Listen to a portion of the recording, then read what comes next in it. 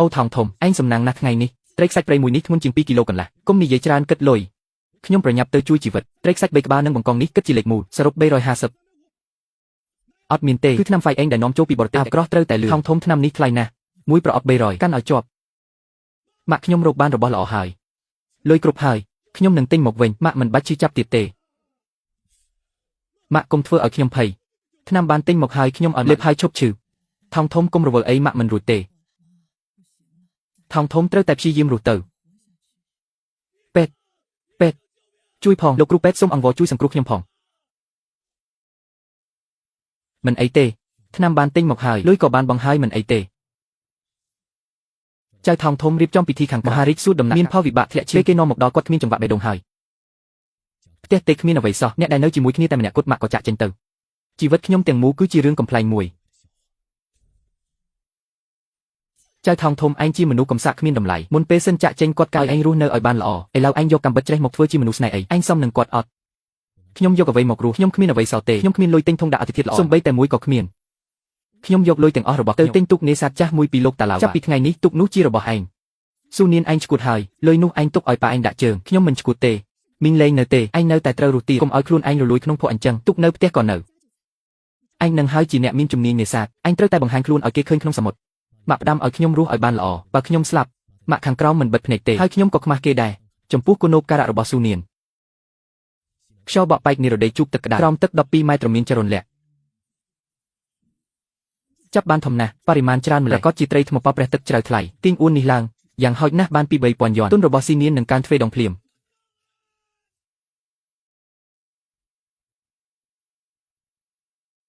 កូនប្រុសតែមួយរបស់គ្រួសារអ្នកមានចៅខួច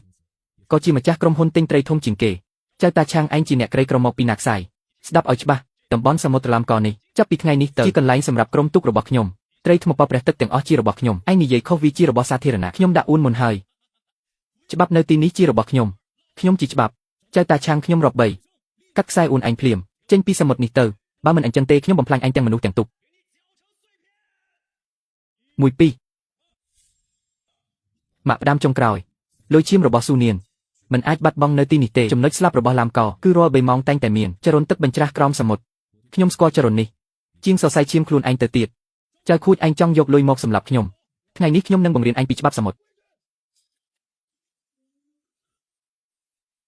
ទាញអួនឡើងទុកឲ្យវាជាប់ជាមួយគ្នា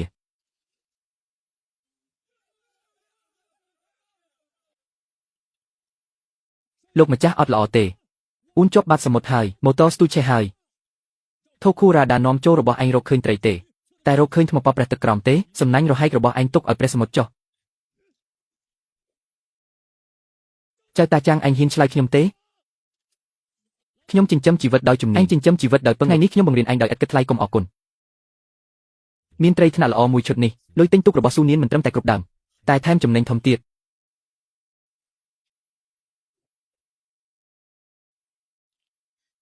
តាជាវឯងមិនអីទេខ្ញុំទើបតែឃើញទូកធំរបស់គ្រួសារចៅឆ្លងកាត់មកច្រាំងខ្ញុំស្ទើរតែភ័យស្លាប់កុំយំមើលនោះអីឧព្រះជាម្ចាស់តាជាវត្រីថ្មធំទាំងអស់ហើយជាត្រីប្រៃទៀតនេះត្រូវលក់បានប៉ុន្មានលុយទៅចាំងឡាវកុំឈោស្ងៀមលោកអ្នកយកជញ្ជីងមកថ្លឹងឲ្យខ្ញុំអូតាចាំងឯងយកអាំងត្រីរបស់ព្រះសមុទ្រមកគុណភាពនេះខ្ញុំយកទាំងអស់តាមតម្លៃទីផ្សារខ្ពស់បំផុត1 គីឡូឲ្យឯង1 យ៉ននេះយ៉ាងតិចមាន300 គីឡូ900 យ៉នមិនខានតាចាំងយើងមានលុយហើយជើងឪពុកខ្ញុំទៅក្រុងដាក់ដែកនាំចូលល្អបំផុតបាននេះជាលើកដំបូងតាំងពីម្ដាយដែលខ្ញុំមានអារម្មណ៍ថាជីវិតមានសង្ឃឹមម្ដងទៀតយ៉ាងឡើយទ្រាំបន្តិចអ្នកណាហ៊ានទិញត្រីរបស់គាត់លោកចៅស្រីតាចាំងត្រីនេះអ្នករាល់គ្នាក៏ត្រូវរកស៊ីដែរចាំងម៉ាស់បើភ្នែកឆ្កែរបស់ឯងមើលឲ្យច្បាស់នេះជាក្រុមហ៊ុនស៊ីហៃឋានទើបតែចុះកិច្ចសន្យាផ្ដាច់មុខជាមួយភោជនីយដ្ឋានទាំងអស់ក្នុងក្រុងចាប់ពីថ្ងៃនេះទៅអាហារសមុទ្រទាំងអស់នៅក្រុងជីនសាត្រូវតែកំណត់តម្លៃដោយគ្រួសារចៅតែម្នាក់គត់និងទិញប្រម៉ូផ្ដុំពួកអ្នកលក់ត្រីតូចតាចអ្នកណាហ៊ានទិញត្រីរបស់ចៅតាចាំងមួយក្បាលគឺខុសកិច្ចសន្យាប្រាក់ពិន័យ 2000 យ៉នអ្នករាល់គ្នាអ្នកណាចេញបានចាំងឡាវអូសុំទោសផងខ្ញុំមានកូនចៅស៊ីពឹងតែហាងនេះខ្ញុំមិនហ៊ានប្រឈមមុខត្រីនេះខ្ញុំមិនយកទេសុំទោសណាស់ចៅដាចាងឯងមិនមែនពូកែទេឯងមិនត្រីថ្មប៉ព្រះទឹករាប់រយគីឡូនេះជាពូជល្អបំផុតតែត្រីថ្មប៉ព្រះទឹកវាសាហាវចេញពីទឹកជ្រៅទូដាក់ក្នុងធុងទឹករស់វានៅរស់បានតែ2 ម៉ោងទេអាកាសធាតុបែបនេះ1 ម៉ោងទៀតត្រីល្អរបស់ឯងនឹងក្លាយជាត្រីងប់ផ្ងាពួកអស់ គ្មានតម្លៃសោះឯងពូកែជីជន់គេត្រីក្នុងធុងមិនមែនឯងចិញ្ចឹមទេអត់ផ្លូវទេព្រោះគ្រួសារខ្ញុំមានលុយចៃដាចាងមើលមុខអ្នកចិត្តខាងខ្ញុំប្រាប់ផ្លូវល្អមួយត្រីទាំងអស់នេះខ្ញុំយកតែខ្ញុំទិញ1គីឡូ1យ៉នកន្លះអត់ទេ1គីឡូ1សេនអញប្លន់គេនេះថែមទាំងមិនគ្រប់ថ្លៃទេហាមិនលុតទេចាំមើលត្រីងាប់អស់ទៅយើងទៅចៃដាចាងធ្វើម៉េចទៅទូទឹកក៏គេមិនឲ្យដាក់អ្នកលក់ត្រីក៏មិនទិញនេះជាលុយសង្គ្រោះជីវិតទាំងអស់បើងាប់អស់ការខំប្រឹងរបស់យើងនឹងខាត់អស់នាងនាគកុំយំគាត់មិនទិញអញក៏មិនលក់ដែរមនុស្សរស់មិនខ្លាចស្លាប់ទេតែក្នុងក្រុងគ្មានអ្នកហ៊ានទិញទេក្រុងមិនទិញអញទៅក្រុងធំដោះថ្មម៉ូតូរបស់នាងចេញហើយដាក់ប្រអប់ត្រជាក់ធំនោះមក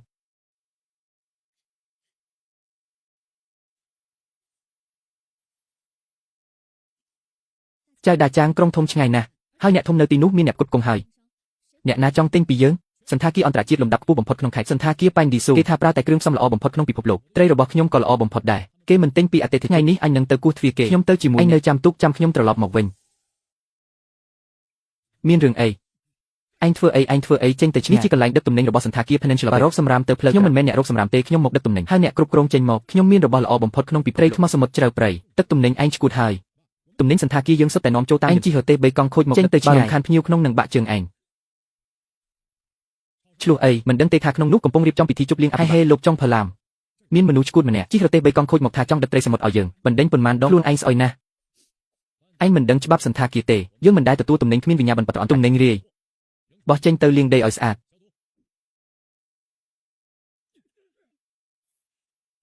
អញហ៊ានចូលទៀតលោកចុងផល្លាមមែនទេសន្តាគារ Peninsula ថាខ្លួនប្រើតែគ្រឿងផ្សំល្អបំផុតទឹកស៊ុបឯងពឹងតែទំនិញនាំចូលតាមបញ្ឆោតអ្នកមិនចេះបានបើជួបអ្នកចេះពិតភ្លក់ម្ដងដឹងថាសាច់ងាប់មានក្លិនស្អុយទំនិញខ្ញុំទើបចាប់ពីទឹក3ម៉ោងមុនឯងថាអីអ្នកនេសាទធម្មតាហ៊ានបង្រៀនខ្ញុំធ្វើម្ហូបឯងដឹងទេដៃខ្ញុំមួយឆ្នាំកាត់ទំនិញរាប់ម៉ឺនដុំខ្ញុំមិនចេះធ្វើម្ហូបតែខ្ញុំចេះត្រី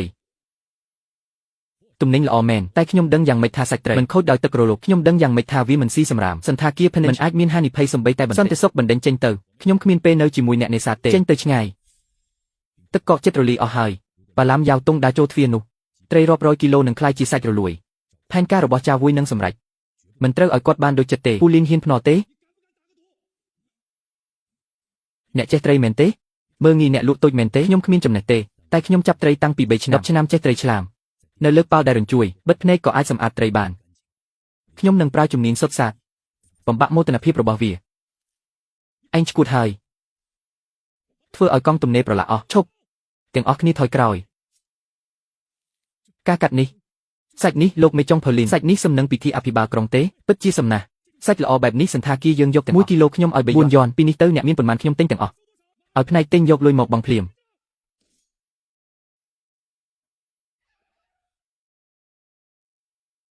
ទុកឯងស៊ូនៀនអាខាងដៃស៊ូនៀនទៅមកយំហើយទាញស៊ូនៀនរត់ត្រឡប់មានរឿងអីឪពុកស៊ូនៀនឡើងជួដំបូលរន្ទាដួលធ្លាក់ពីកម្ពស់3ជាន់ហូរឈាមពេញដីឡានពេទ្យទើបយកទៅពូ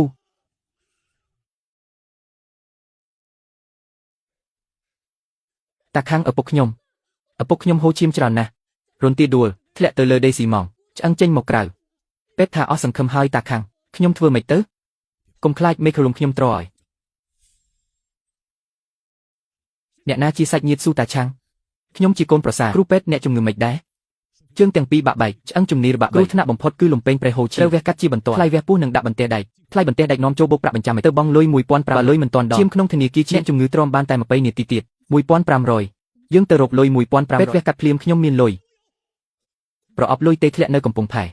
ឥឡូវត្រឡប់ទៅមក40នាទីឈាមពុះហ៊ូត្រូវហូរអស់ហើយអ្នកជំងឺនឹងបង់លុយអត់បើមិនបង់ហាត់ធ្លេខាបោះបង់ការព្យាបាលព្រះឲ្យចង់លេងខ្ញុំអីម្លេះទើបឲ្យខ្ញុំឃើញសង្ឃឹមហើយក្រវីខ្ញុំចូលភពវិញតាឈៀង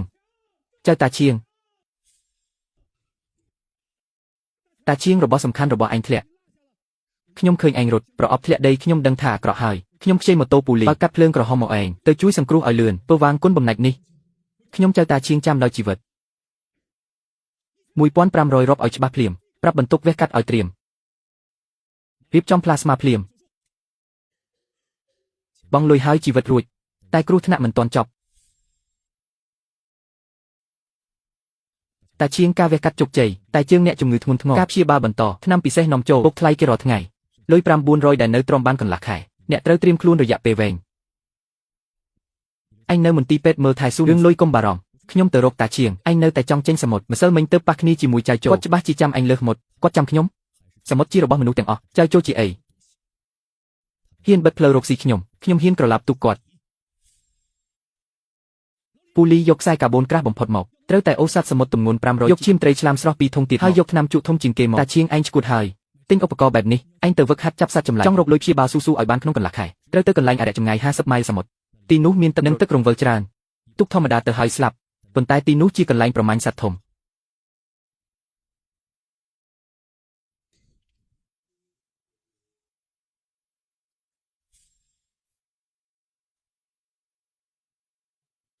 ការប្រមាញ់សមុទ្រជ្រៅគឺភ្នាល់ជីវិតចាប់បានហើយត្រីនេះទម្ងន់400ជាងជាត្រីមាសថ្នាក់លើ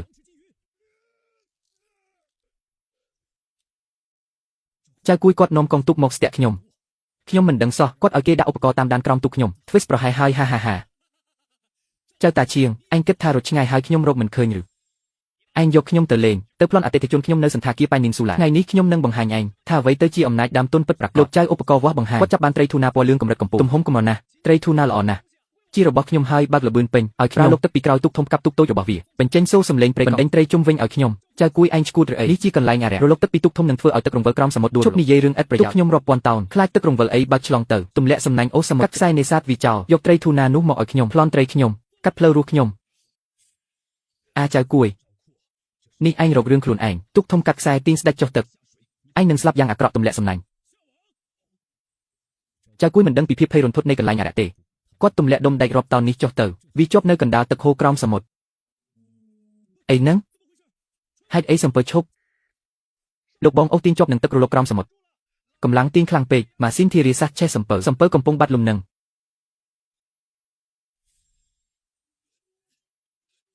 កាត់ខ្សែដែកចោលកាត់វាឲ្យលឿន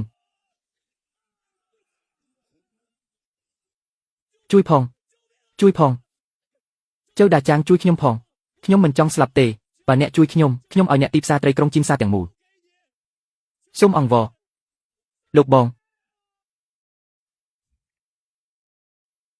ខ្ញុំចៅដាចាងទូស្អប់គាត់ខ្លាំងតែខ្ញុំមិនយកលុយមើលមនុស្សរាប់សិបអ្នកលងទឹកស្លាប់ទេចាងដាចាងឯងឈួតហើយកុំមកវានឹងទាញឯងចូលដែរបិទមាត់អាអួន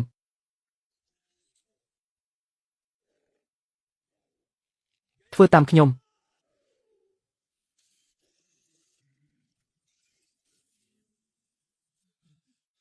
ចៅគួរចេះនេសាទព្រោះគោរពសមុទ្រមិនមែនអួតលុយឯងទេថ្ងៃនេះខ្ញុំមិនយកលុយឯងទេចេញត្រី400គីឡូល្អឥតខ្ចោះព្រះអើយត្រីលឿងធំបែបនេះ10ឆ្នាំមិនឃើញទេឥតមានស្នាមអ្វីតតែសោះហើយនៅរស់បង្ហូរឈាមបានល្អឥតខ្ចោះសាច់ស្ថិតក្នុងស្ថានភាពល្អបំផុតបងដាចាងខ្ញុំថា200យ៉នកន្លះគីឡូគឺប្រមាថត្រីនេះត្រីលឿងល្អនេះខ្ញុំមិនគិតតាមគីឡូថ្លៃ14500យ៉នខ្ញុំយកទាំងអស់4-500យ៉នដុំថ្មធំលើទ្រូងរាប់ខែទីបំផុតត្រូវបំបែកអស់ខ្ញុំឈ្នះចៅដាចាងខ្ញុំឈរជើងហើយពូមីងថ្លៃព្យាបាលខ្ញុំបងអស់ហើយប្រើថ្នាំនាំចូលទាំងអស់កុំបារម្ភអីសម្រាប់ឲ្យស្រួលតាចាងនេះ750យ៉នណាឯងទៅធ្វើអីឯងធ្វើអីមិនបានទេណាមីងខ្ញុំហ៊ានយកលុយពីព្រះឲ្យបងតាចាងឯងលំបាកហើយមិនអីទេនាងនាតថ្ងៃមុនឯងលក់ដីឲ្យខ្ញុំទុកចាស់មួយខ្ញុំចៅតាចាងស្បហើយថានឹងឲ្យឯងមានជីវិតល្អលុយ4500យ៉ននេះគ្រាន់តែចាប់ដើមទុកដែក20ម៉ែត្រមានម៉ាស៊ីនត្រជាក់ពុករ៉ាដាថ្មីសរុប51750មើលមុខគ្នាចាស់ឯងដាក់ប្រាក់មុន3000យ៉នសិននៅសល់ឯងសងបន្តិចម្ដងខ្ញុំធានាឲ្យយកព្រមកាត់ហើយធ្វើឯកសារក្នុងកាត់នៅសល់តែ700យ៉នប៉ុន្តែខ្ញុំចៅតាចាងនឹងក្លាយជាប្រធានអុកប៉ាធំថ្ងៃដែលទុកចុះទឹកខ្ញុំនឹងសុំសួរនាងរៀបការតាចាងមកវិញឆាប់មកឲ្យលឿននាងឲ្យមានរឿងកាត់អីម៉ាក់ខ្ញុំដួលក្នុងបន្ទប់ពេទ្យថាគាំងបេះដូងស្រួយស្រាវត្រូវវះកាត់ដាក់បំពង់បេះដូងពេទ្យថាត្រូវដាក់ប្រាក់មុន2250យ៉នទើបចូលបន្ទប់វះកាត់ខ្ញុំអស់លុយហើយតាចាងជួយខ្ញុំកុំខ្លាចខ្ញុំមកដល់ហើយឲ្យពេទ្យត្រៀមវះកាត់ខ្ញុំនឹងដោះស្រាយអ្នកជាសាច់ញាតិចៅតាចាងមែនទេអ្នកជំងឺគ្រោះថ្នាក់ខ្លាំងបេះដូងខ្វះឈាមច្រើនត្រូវប្រើឧបករណ៍ដាក់ស្របេះនិងម៉ាស៊ីនបូមឈាមសាច់ញាតិទៅរកលុយមកថ្លៃវះកាត់បន្ថែម2200យើងចូលទៅសង្គ្រោះមុនខ្ញុំទៅបងចាយលឿន2250យ៉ន លេខសម្ងាត់សុំទោសលុយមិនគ្រប់តាចាងអត់ទេខ្ញុំនឹងសម្លាប់ឪពុកម្ដាយខ្ញុំលោកអង្វាងលុបចោលការបញ្ជាទិញទូកខ្ញុំតាចាងឯងនិយាយលេងអីកិច្ចសន្យាចុះហើយដែលចាប់ផ្ដើមកាត់ហើយឥឡូវអ្នកលុបចោលនោះជាការបំពានកិច្ចតាមកិច្ចសន្យាអ្នកត្រូវសងប្រាក់ពិន័យ 50% គឺ 1,500 យ៉នអ្នកឈួតហើយកុំអីតាឈៀងកុំនោះជាលុយទិញទូកធំរបស់អ្នកនោះជាសង្ឃឹមចុងក្រោយរបស់អ្នកមិនអាចដកវិញទេខ្ញុំព្រមពិន័យ 1,500 អ្នកកាត់ទុក 1,500 ឥឡូវភ្លាមដាក់ចូលកាត់វិញខ្ញុំត្រូវការលុយសង្គ្រោះតាឈៀងអ្នកជាបរិសុទ្ធពិត2នាទីលុយនឹងចូលវិញ2,250 យ៉នរៀបចំវះកាត់ឲ្យខ្ញុំភ្លាម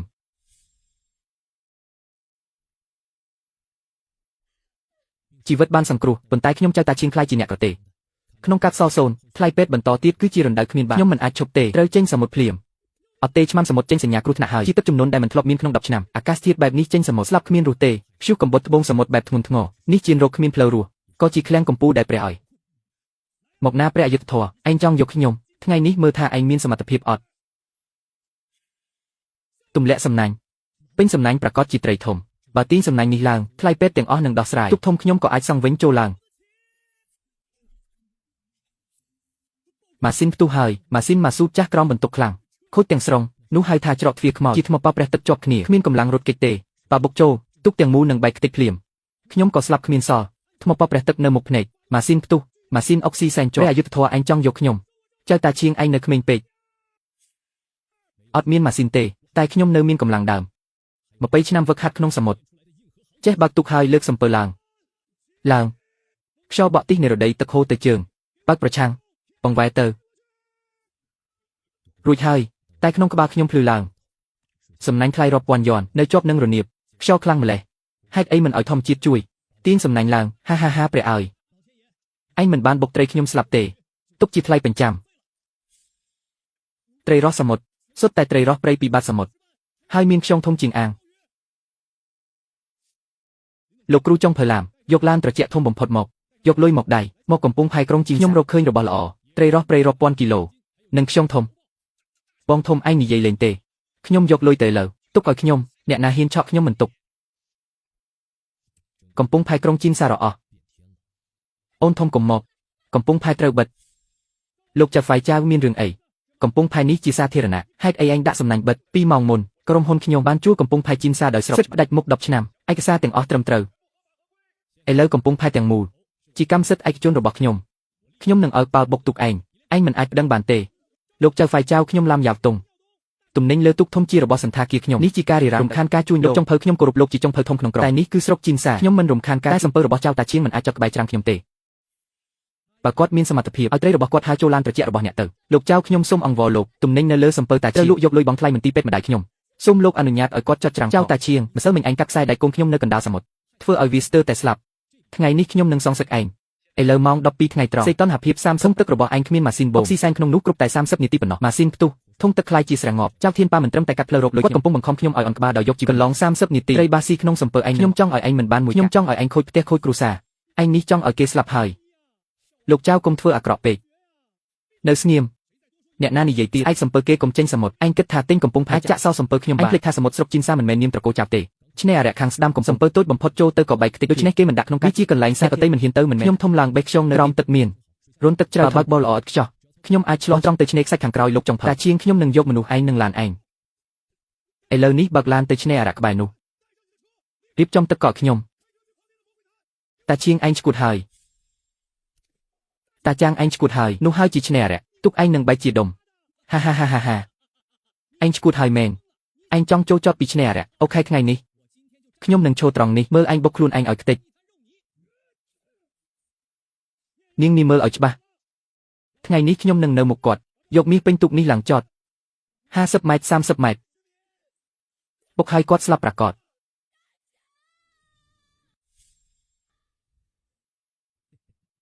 រកស្លាប់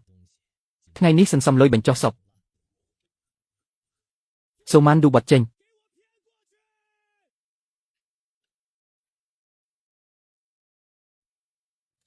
កម្លាំងកកិតនេះជាវាំងធម្មជាតិគាត់បន្សាបកម្លាំងទូកតែបុកច្រាំងថ្មទឹកចូលហើយទុកនៅដដែលជីវិតនៅដដែលអីវ៉ាន់សមុទ្រល្អនៅដដែលដែលជាងពូកែណាស់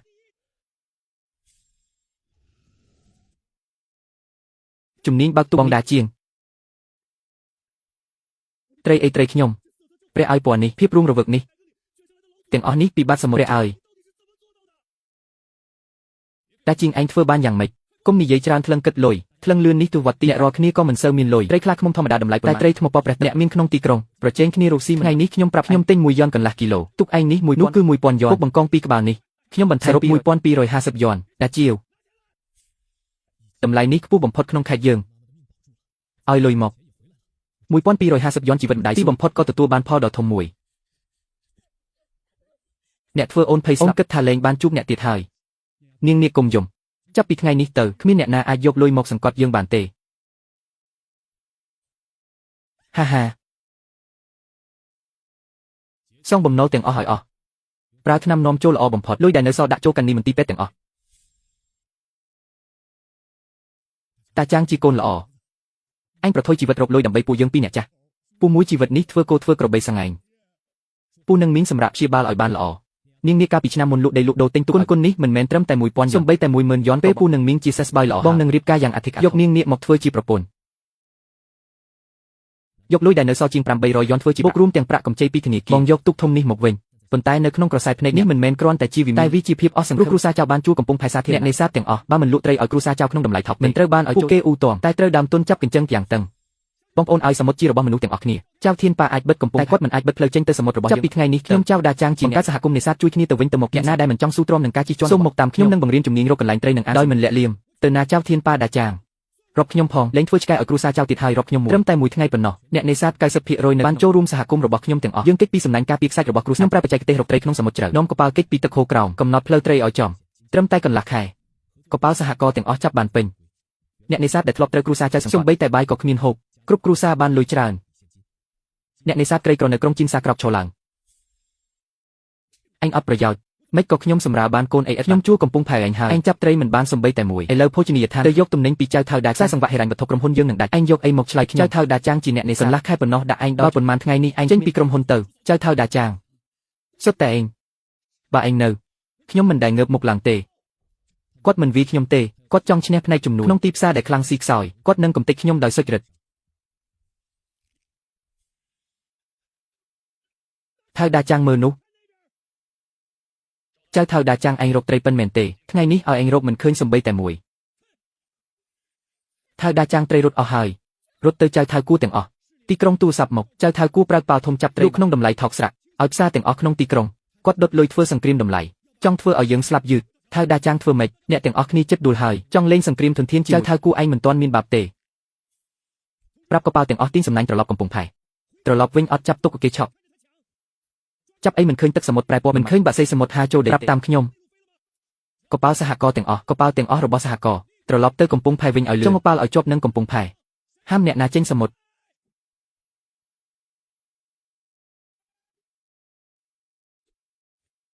កូនឯងវិញ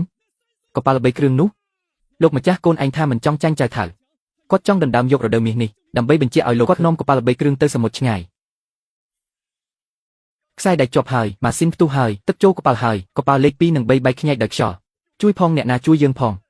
គុណកាត់សំណាញ់ចោលឲ្យលឿនបោះបង់កប៉ាល់ចុះប៉ាមិនថាកូនទេប៉ាកូនចង់ឲ្យប៉ារុះវិញតែកាត់មិនដាច់ទេរលកធំណាស់ឈរលើប៉ាឧបករណ៍ធ្លាក់សមុទ្រទឹកឡើងដល់ទ្រូងហើយប៉ាសំទោសខ្ញុំនៅតែមិនអាចធ្វើឲ្យប៉ាមានមោទនភាពកូនរបស់ប៉ាឲ្យជួយផងអ្នកណាជួយកូនខ្ញុំឲ្យ1000 យ៉នខ្ញុំឲ្យ2000សូមអង្វរអ្នកទាំងសូមអង្វរជួយគាត់ផងលោកថៅមិនមែនយើងមិនជួយសមុទ្រឆ្ងាយមានខ្យល់ព្យុះកម្រិតកប៉ាល់តូចរបស់យើងចេញមិនទាន់ដល់កណ្ដាលព្យុះក៏បែកណាហ៊ានយកជីវិតខ្លួនទៅបដូរនឹងកូនគាត់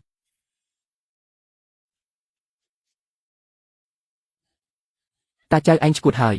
នោះគឺចៅកូនហេតុអីយើងត្រូវប្រថុយគ្រួសារថៅធ្វើបាបអ្នកដតីកើតមកដើម្បីឲ្យគាត់ប្រ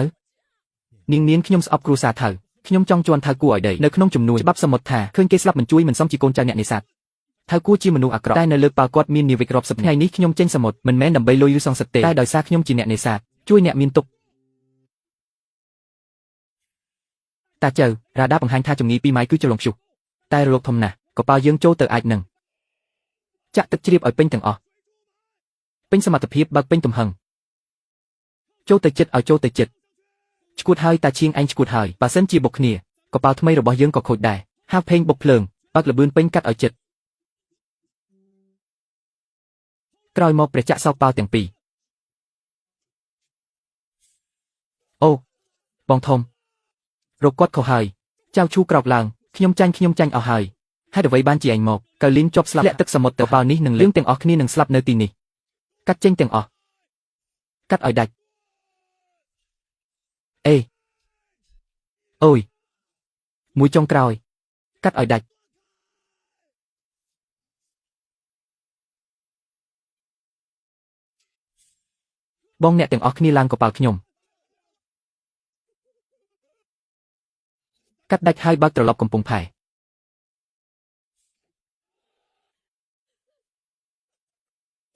អត់ប្រយោជន៍សោះកប៉ាល់ធំ3គ្រឿងណាខ្ញុំយកដីក្រុមហ៊ុនធ្វើជាបញ្ជីលុយគេមកឥឡូវកប៉ាល់លិចអស់ខ្វះលុយរាប់ម៉ឺនអ្នកណាសងឯងនៅមានមុខមកវិញទៀត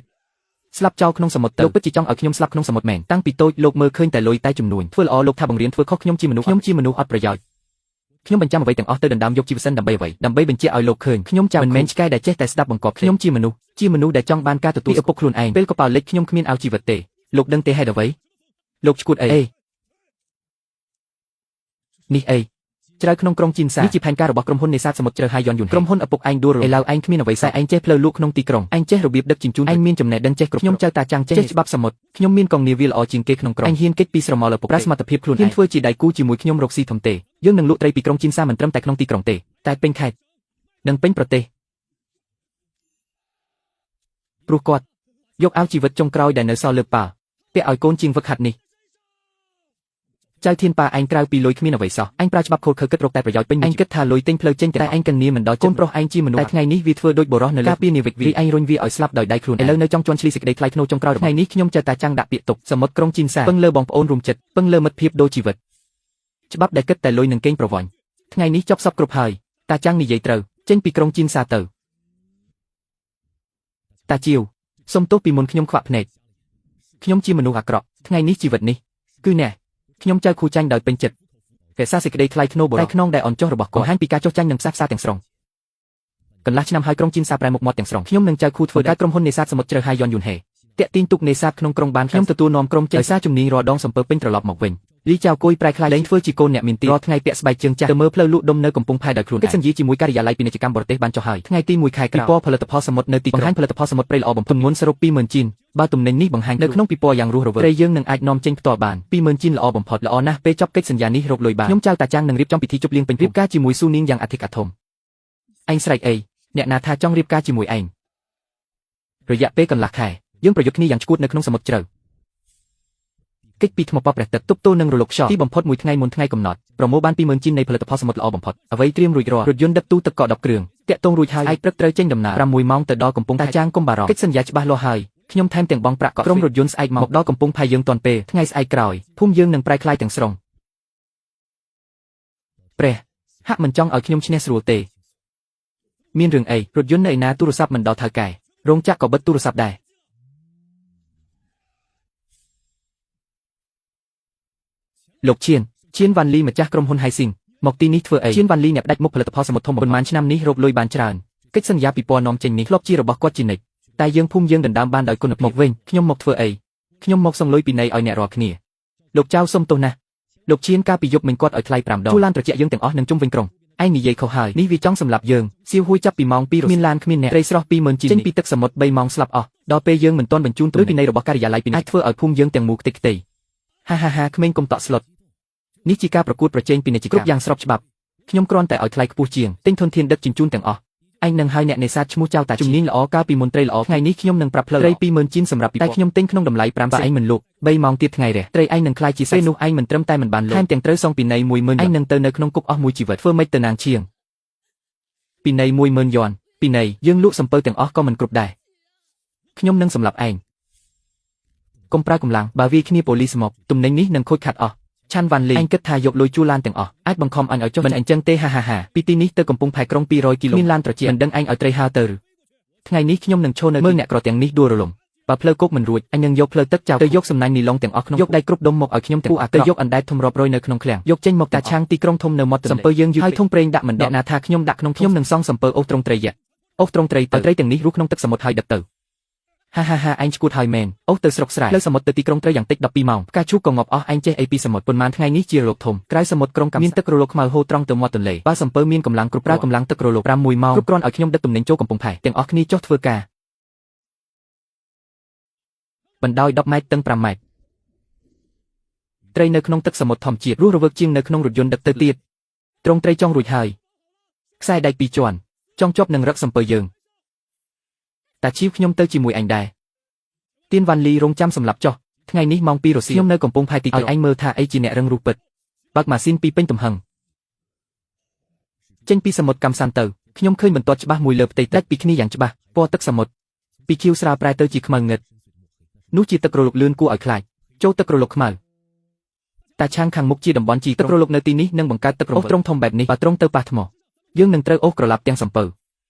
បន្ថយលបឿនមិនបានបន្ថយហើយខានពីពណ៌ចាប់ឲ្យជាប់ប្រយ័ត្នកុំសម្រាកខាងមុខនៅមានការធ្វើដំណើរខ្លាំង3ម៉ោងទៀត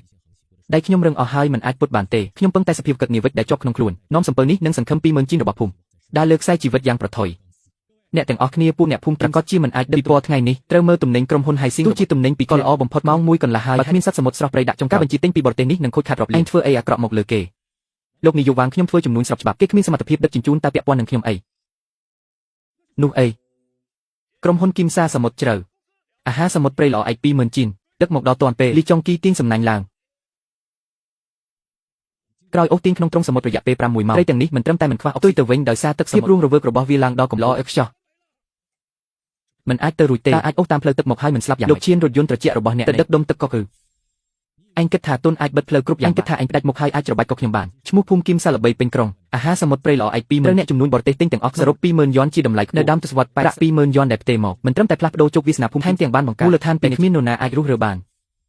ក្រុមហ៊ុន Haising ដែលគ្មានការបញ្ជាទិញនិងជំពាក់ប្រាក់ពីនៃជួររថយន្តក្នុងរយៈពេល1ខែប្រកាសគាត់មិនត្រូវបានខ្ញុំតែត្រូវបានសេចក្តីលោភនិងអំនួតរបស់នៅក្នុងទីផ្សារស្របច្បាប់តិចវាឲ្យមកចត់នេះហើយជាការសងសឹកដ៏ខ្លាំងបំផុតរបស់ខ្ញុំ